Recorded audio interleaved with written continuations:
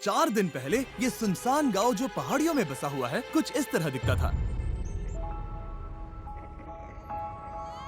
और क्योंकि ये गांव जंगलों के बीचों बीच बसा हुआ है, एक ऐसा ट्रॉपिकल एरिया जहां गर्मियों में भारी तूफानी बारिश होती है, तब इनमें से कई घर ऐसी भयानक परिस्थितियों के आगे टिक नहीं पाते और यहाँ के लोगों पर अपने परिवार की सुरक्षा के लिए घरों को बार बार बनाने का दबाव पड़ जाता है। हालांकि ग्वाटेमाला सिटी यहाँ से बस 4 घंटों की दूरी पर है और वो इस गांव से बिल्कुल अलग है। वहाँ पक्के बने हुए मार्केट्स और काम मिलने के कई सारे मौके हैं और यही दूरी हम कम करना चाहते हैं।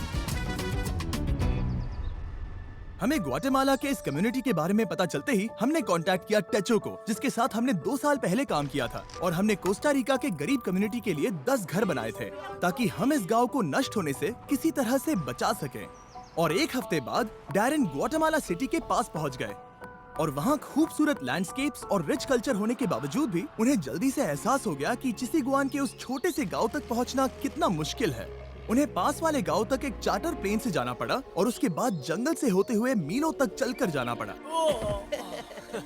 एक ऐसी कसरत जो इन्हें पैसे कमाने के लिए हर रोज करनी पड़ती है। वहां पहुंचने पर डैरेन की मुलाकात हुई एल्बर्टो से, 8 बच्चों के पिता जो अपनी पत्नी मरिया के साथ उनकी देखभाल करते हैं। उन्हें सबसे करीबी सिटी तक पहुंचकर फैब्रिक बेचने के लिए घंटों सफर करना पड़ता है, जिसके लिए सिर्फ $2 मिलते हैं। मतलब उनके परिवार के हर एक सदस्य को हर हफ्ते लगभग $1 में जीना पड़ता है। और इतना ही नहीं, परिवार में सभी को एक ही बेडरूम शेयर करना पड़ता है। अभी ये लोग जिन घरों में रह रहे हैं वो बहुत ही बुनियादी स्तर के हैं। इनके फ्लोर्स मिट्टी से बने हुए हैं। यहाँ कोई बिजली नहीं है। इन्हें घर में आग जलाकर खाना बनाना पड़ता है और खुद को गर्म रखना पड़ता है। और उसके साथ ही एल्बर्ट और उसके कम्युनिटी के लिए पीने का साफ पानी इकट्ठा करने का कोई इंतजाम नहीं है। हमें अब भी जाकर कुएं से पानी लाना पड़ता है और जितना पानी हम इकट्ठा कर पाते हैं वो हमारे पूरे परिवार के सदस्यों के लिए काफी नहीं पड़ पाता। अपने परिवार को पालने के लिए इन्हें इतनी मुश्किलों से जाना पड़ता है कि हमें ये देखकर बहुत बुरा लगता है। हम इस समुदाय की मदद करना चाहते हैं। इनकी जिंदगी में बड़ा बदलाव लाना चाहते हैं। इन्हें एक कंफर्टेबल और सुरक्षित जगह देना चाहते हैं जहां ये बच्चों को बड़ा कर सके। तो अगले कुछ दिन हम हमारे पार्टनर टेचो जो यहाँ काम करने वाले हैं उसके लिए हमारे पास एक बड़ी योजना है। तो बस 4 दिनों में हम यहाँ पर 15 नए घर बनाने वाले हैं जहाँ होंगे बेसिक इलेक्ट्रिसिटी के लिए कुछ सोलर पैनल्स, एक सैनिटेशन सिस्टम, कंक्रीट के फ्लोर्स, एक लकड़ी जलाने का चूल्हा और एक रेन हार्वेस्टिंग सिस्टम जो होगा स्टोरेज और फिल्ट्रेशन के साथ। टेचो में ऐसे लगभग 15 लाख वॉलंटियर्स हैं जो इस ऑर्गेनाइजेशन से पास होकर निकले हैं। इस तरह की एक्टिविटीज उन्हें उनकी पारंपरिक जड़ों से जोड़कर और उन छोटे कम्युनिटीज को सहारा देकर उनकी जिंदगी बदल सकती है।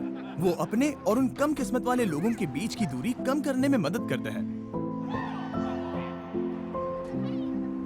अगले दिन सुबह सुबह जब उस काम को शुरू करने में 4 दिन बचे थे, तब टेचो के करीब 50 वॉलंटियर्स उस गांव में कंस्ट्रक्शन शुरू करने के लिए चले गए और उस गांव में सड़कें कम होने की वजह से डैरेन और उन वॉलंटियर्स को सभी बिल्डिंग इक्विपमेंट्स पहाड़ी की चोटी पर उठाकर ले जाने पड़े जहां वो नए घर बनाए जा रहे थे। इसलिए अगले 48 घंटे बहुत ही मुश्किल होने वाले थे।